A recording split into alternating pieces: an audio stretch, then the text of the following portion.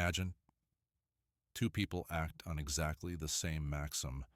One does it solely from duty, the other to win praise and happiness, who acted morally. If you're a utilitarian, it's simple. Whoever produced more happiness. But for Kant, the answer is radical. Only the one who acted from duty, out of respect for the moral law, has moral worth.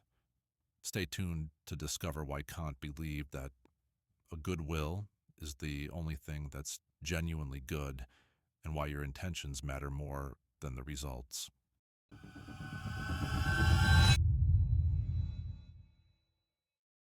Let's break down the difference. Utilitarianism. An action is right if it brings the greatest happiness to the greatest number. The focus is entirely on outcomes. If the end result is good, the action is justified, even if it involved lies or sacrifice. Kantian ethics. Morality is not about the result. It's about the principle behind your action. The key question: can I will the maxim behind my action to become a universal law for everyone? If the answer is yes, the action is moral. If no, if it leads to contradiction or collapse, then it fails the test, no matter how good the outcome looks. To charity. Person A gives publicly to boost their image. Person B donates quietly out of duty. No applause expected. Same effect. The charity gets money. But different motives, different morality. Kant would say, only actions done from duty, out of reverence for the moral law, have genuine moral worth. Because if everyone gave just for praise, the system collapses. Charity becomes a PR stunt, not a moral act.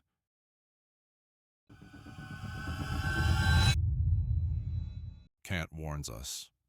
Outcomes are shaky ground for ethics. You can't control results.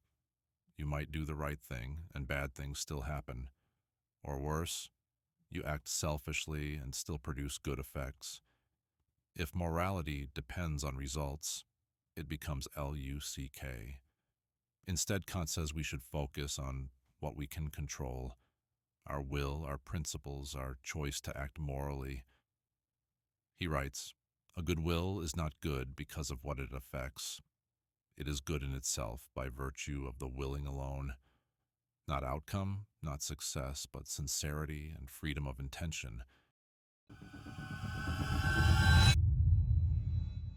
So, what is a good will?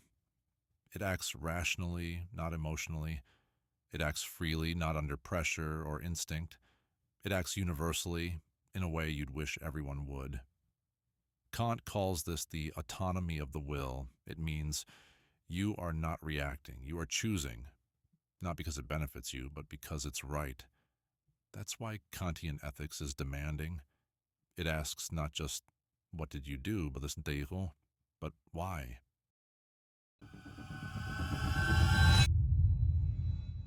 Kant saw a danger in utilitarian thinking.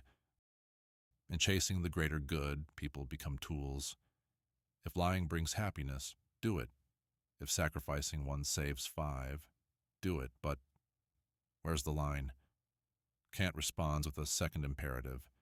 Treat humanity always as an end, never merely as a means. Even if a lie brings peace, even if a betrayal helps the majority, it's still wrong. If it uses a person as a stepping stone,